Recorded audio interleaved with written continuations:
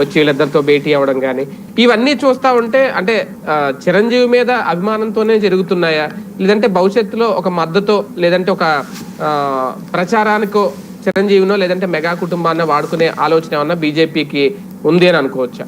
ఏముంది, ఆల్రెడీ వీళ్ళు పనిచేస్తున్నారు కదా, ఇక ఉన్నది ఒక్క చిరంజీవి పవన్ కళ్యాణ్ ఎలాగ చేస్తారు, పవన్ కళ్యాణ్ నాగబాబు ఎట్లాగ బీజేపీకి అనుకూలంగానే ఉన్నారు. చిరంజీవి అయితే రాడు. కాకపోతే ఆ పెద్దకి అంటే కాపులు ఇప్పుడు పోలరైజ్ అయ్యారు బాగా.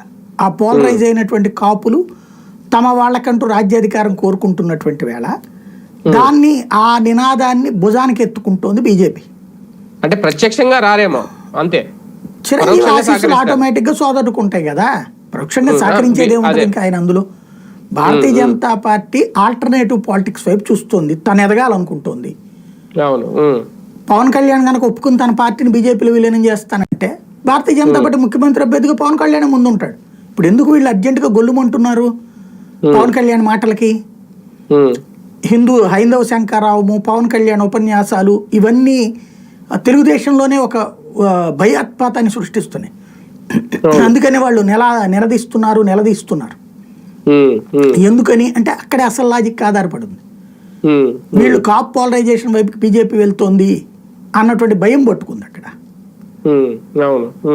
ఇది చాలా ప్రమాదకరం అన్నటువంటి ఫీలింగ్ తో ఉన్నారు వాళ్ళు. రెండు తెలుగు రాష్ట్రాల్లో కూడా భారతీయ జనతా పార్టీ బలోపేతం అవ్వాలన్నా లేదంటే ఇప్పుడు ఆల్రెడీ తెలంగాణ